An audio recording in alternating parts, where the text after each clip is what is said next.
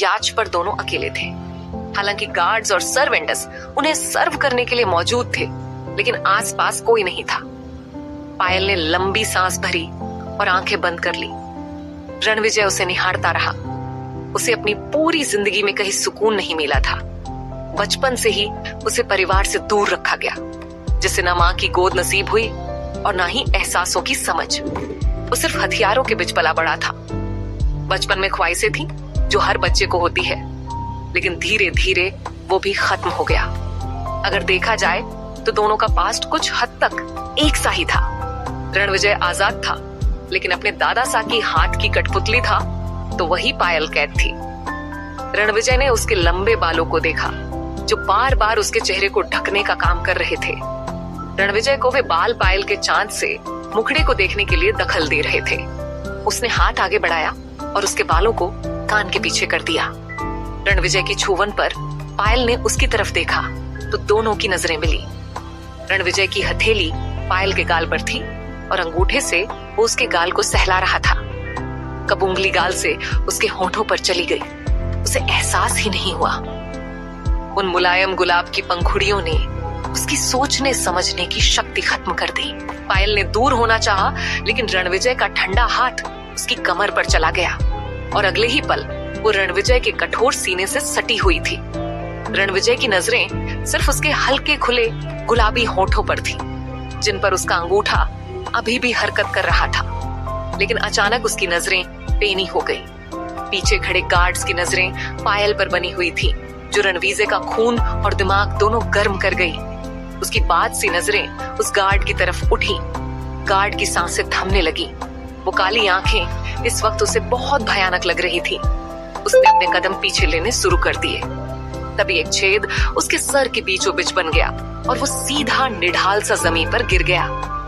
एकदम से गोली चलने की आवाज से पायल चिहुक उठी। उसने पलटना चाहा, लेकिन रणविजय का बड़ा सा हाथ उसके सर को पीछे से पकड़े हुए था और उसके सीने के अगेंस्ट प्रेस कर रहा था। पायल ने फिर हरकत करने की कोशिश नहीं की।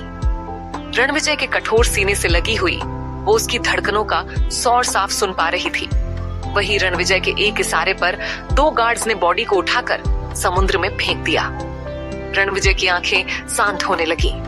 उसे धीरे धीरे एहसास हुआ पायल उसकर कितने करीब है। उसके मुलायम गालों का एहसास वो अपने कठोर सीने पर महसूस कर पा रहा था। ऊपर से गर्म सांसें उसके होश खफ्ता करने के लिए काफी थे। रणविजय ने चेहरा झुकाकर नीचे की तरफ देखा तो पायल को खड़े खड़े ही सोया हुआ पाया। उसके होंठ हल्के से खुले हुए थे।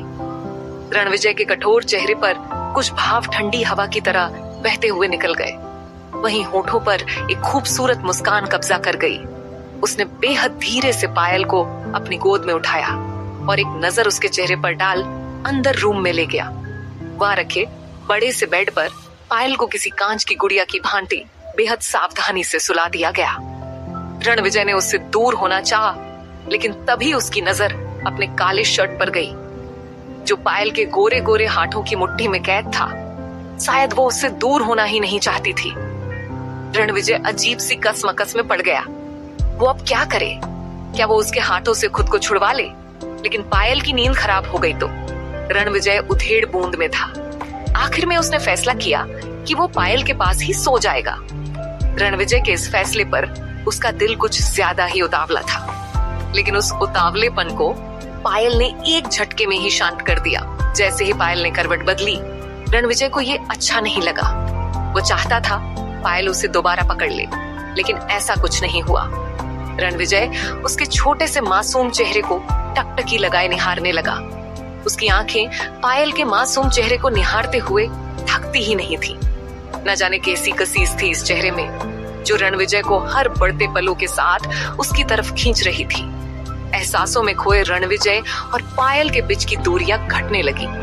रणविजय उसकी तरफ झुकता चला जा रहा था। एक वक्त ऐसा भी आया कि दोनों की सांसें आपस में घुलने लगी। तभी एक ही झटके में रणविजय खड़ा हुआ और कमरे से बाहर चला गया। बाहर शांति थी, लेकिन उसके अंदर शोर मचा था। हर पल शांत रहने वाले उसके दिल को न जाने इन दिनों क्या ही हो गया था। रणविजय ने अपनी सिगार जलाई और उसके कस भरते हुए खाली आसमान को ताकने लगा। आखिर हम क्या कर रहे थे? अगर उन्हें पता चल जाता तो वो हमारे बारे में क्या सोचती, कि हम उनकी नींद में होने का फायदा उठा रहे थे। आखिर उनके करीब होते ही हमारा खुद पर से काबू क्यों छूटने लगता है। हमें सिर्फ उनकी हिफाजत करनी है और वक्त आने पर माँ साहिब को इन्हें सौंप देना है। ये एहसास सिर्फ पल भर के है। जिस दिन ये हमसे दूर होंगी ये भी खत्म हो जाएंगे।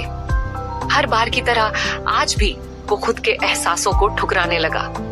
सुबह के वक्त पायल की नींद बाहर होते हल्के शोर की वजह से खुल गई। उसने खुद को अपने कमरे में ही पाया। कल रात की बात याद कर उसे थोड़ी हैरानी हुई कि वो ऐसे कैसे सो गई। तभी दरवाजा खुला और मनीषा पायल के लिए ट्रे में गुनगुना पानी आई। पायल ने पानी पी धन्यवाद कहा। मनीषा मुस्कुराई और पायल के कपड़े निकालने लगी। ये बाहर सौर केसा है। हुकुम सा के छोटे भाई वैभव आए हैं बाई सा, बड़े चुलबुले हैं, मनीषा ने कहा, जिस पर पायल ने नॉर्मल प्रतिक्रिया दी और नहाने चली गई। कुछ देर बाद तैयार हो पायल बाहर आई। वही हॉल में करीब 19-20 साल का लड़का बैठा था। चेहरे पर मासूमियत और कूल हैंडसम फेस, लेकिन दिमाग उतना ही खुराफाती। इस वक्त उसके चेहरे पर क्यूट सी स्माइल थी और वो रणविजय के पास बैठा कॉफी पीते हुए उससे बातें कर रहा था। तभी पायालू की छनकार सुन वैभव की आंखों का आकार सामान्य से अधिक बड़ा हो गया। अपने भाई के घर में सुई भर की आवाज ना सुनने के आदि वैभव के कानों में पायल का शोर अचंभे का कारण बने। उसने हैरत से उस ओर पलट कर देखा तो दोबारा नजरें फिरना ही भूल गया। गुलाबी लहंगा चोली और उसी रंग का दुपट्टा लिए, बालों की लंबी चोटी गुंठे, आंखों में हल्का काजल और मासूम चेहरे पर बेइंतहा खूबसूरती की मालिकन पायल से नजर हटाना मुश्किल ही नहीं नामुमकिन था। वही रणविजय की आभा बेहद कठोर हो गई।